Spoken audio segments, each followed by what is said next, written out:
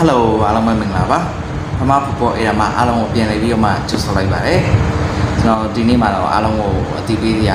လေးတစ်ခုရှိပါတယ်။အဲ့ဒါကဘာလဲဆိုရင်တော့ကျွန်တော်အခုလာမယ့်တနင်္ဂနွေနေ့ညမဆန်တော့ချိန်9:00နာရီအချိန်မှာမမပူပေါ်အေးရရဲ့ YouTube မှာ live ပြုလုပ်သွားမှာပဲဖြစ်ပါတယ်။ဒါကြောင့်မို့ကျွန်တော်ရဲ့ live လေးကိုလာရောက်ကြည့်ဖို့အတွက်အားလုံးကိုဖိတ်ခေါ်ချင်ပါတယ်။ဆိုပါလိုက်မှာအဓိကအပြင်ဘာတွေပြောမလဲဆိုရင်တော့ကျွန်တော်ခုဘာမှပေါ်အဲ့ဒါကို subscribe လုပ်ပေးထားတဲ့ညီကိုတွေ follow လုပ်ပေးထားတဲ့ညီကိုတွေနဲ့စကားတွေပြောကြမယ်ပြီးတော့မြန်မာဘောလုံးနဲ့ပတ်သက်တဲ့အကြောင်းအရာတွေကိုဆွေးနွေးကြမယ်ကျွန်တော်ဒီလောက်လေးတွေကိုပြန်ပြီးတော့ discuss လုပ်သွားမှာပဲဖြစ်ပါတယ်ဆိုတော့ကျွန်တော်နဲ့စကားပြောချင်တယ်ဆွေးနွေးချင်တယ်ဆိုလို့ရှိရင်ကျွန်တော်လည်းvideo ကြုံပေးဖို့အတွက်အားလုံးကိုဖိတ်ခေါ်ပါတယ်